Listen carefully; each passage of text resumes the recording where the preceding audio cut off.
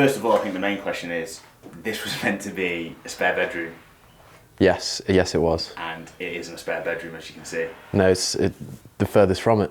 So how did you convince your dad that actually a garage gym was a better option than a bedroom? Consistent hard work. That's literally it. Like, I don't know how to actually put it. Like, I've always wanted a home gym just because I wanted to take my training to the next level. And for me, going to the gym every single day is like half an hour one way, half an hour back. And if I want to do double training days, I was like, I'm not going to be able to keep myself going and making videos and do my lifestyle if I'm traveling 30 minutes to the gym, 30 minutes back twice a day, because that's 2 hours a day of traveling. So I was like, Dad, we need to get a home gym. And at first he was like, okay. And then, if you just keep reinforcing it, eventually he was like, yeah, we can do it. I mean, so then obviously you got the okay from Jeff to do it. Your equipment that you start with, first of all you really wanted was an air bike. Yeah. No, that was like the first thing to put in here. Okay. I was like, if I'm going to take my conditioning to the next level, what do I need straight away? Or what do I just want straight away? And it was the air bike. Why is that? It's the one piece of equipment that no matter how fast or how slow you go on it, it hurts. Mm-hmm. So it's just literally like, for me, it's the best piece of cardio equipment and kind of mental strength building equipment out there. Okay. It's that simple. So that was the first thing. Yeah. And obviously then it's been an evolution process to get to what you have here, from sled through to rig to everything that you could possibly need. Yeah. Obviously the air bike was the start point. When you went past that, what was it, your thought process into, what do I need next? What do I need next? Was it just an accumulation of, I already knew that, or was it that you I knew exactly how I wanted it to be set out. I knew exactly what I wanted in here. It was just kind of like getting it piece by piece. But obviously after the air bike, what's the one thing that you use the most in CrossFit apart from a rig? It's a barbell. So I was like, I got to get a barbell in here. I'm not like bothered about having too much weight. It's more for kind of technique and doing some static strength stuff. So because obviously the floor, if I'd like start dropping weights in here, I'm going to smash up the floor. So I was like, I really want a barbell. So for me, it was more for like strict pressing, floor pressing, clean technique, snatch technique, nothing heavy. Just so in the morning, if I can fatigue myself a little bit on the bike, then I can do a bit of technique and a bit more movement quality with the barbell, or just a little bit of strength. So you're saying that you'd probably use your gym more just for your out and out workouts, or what did you want to call them? Whereas here it's more about just drilling good form. Well, for me, like this whole garage gym setup for me is to allow me to become the best athlete I can, right? And when I go to the box at night, there's a huge rig setup.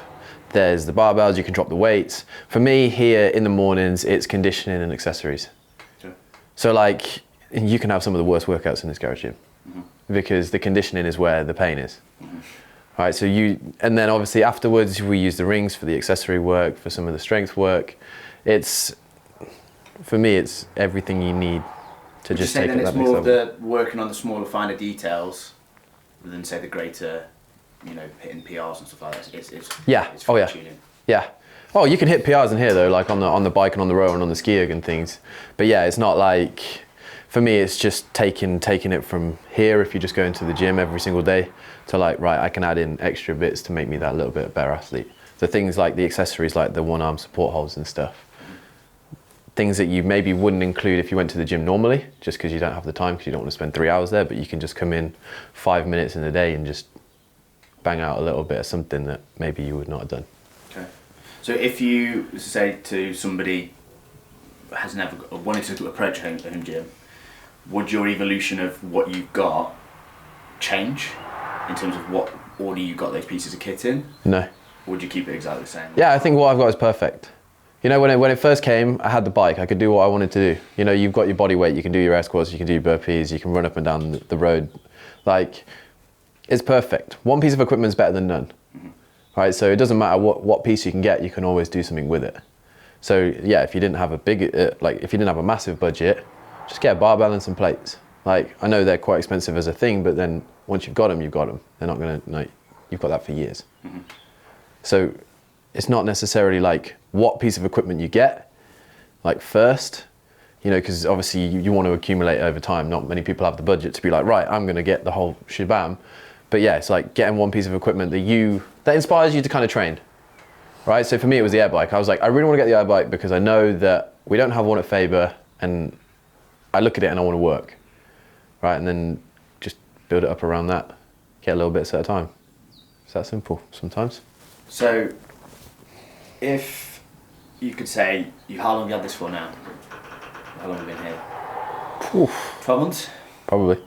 What would you say is your number one piece of kit that you use more than anything? Probably the air bike, still. Just because we don't have it at our box, and two, for me, it's just the death machine, as a lot of people call it. Okay. And if, say, knowing what you know now, like you've said, you described it pretty well in the terms of people don't have an infinite amount of money and they might have to do this over time, how would you tell them to structure their progression to get to something as accumulatively as big as this? How would you go to them, right, this would be my step one piece of kit, step two, step three? Step one is like get something that inspires you to train, right? So like for me, I'd be like, get the flooring down, right? Get the bare basics there. If you've got a good flooring down, you walk in, it feels like a gym, right? So that's like, get the flooring down, get one piece of equipment that makes you want to train. Because if you have an air bike, you can do air bike with burpees, with air squats, with running up and down the road, with jump lunges, with freaking handstand holds against the wall. Like you can do so much body weight stuff, and just that conditioning just knocks you out with it. So like you can get a really good workout in around that. And then for me, step two is a barbell. And then from there, it's like kind of what you fancy, like and what your budget entails. So it's not really like, oh, I recommend you get this and this and this. Like if you want a home gym, you're gonna build it over time the way you want to, if that makes sense. Just get the bare basics there, the things that you can do a lot of work with. So if you have an air bike and a barbell with some bumper plates, you can do so many workouts. You don't need the ski erg and the rower and the kettlebells and the wall balls. Like you've unlocked so many things that you can do conditioning and strength wise and technique wise. Then from there, when you want to be like, okay, I want to get some kettlebells, just go and get some kettlebells. And when that like allows you, then get a rig involved and everything else. Like they're like the fine extras, but the simple things are the ones that hurt the most.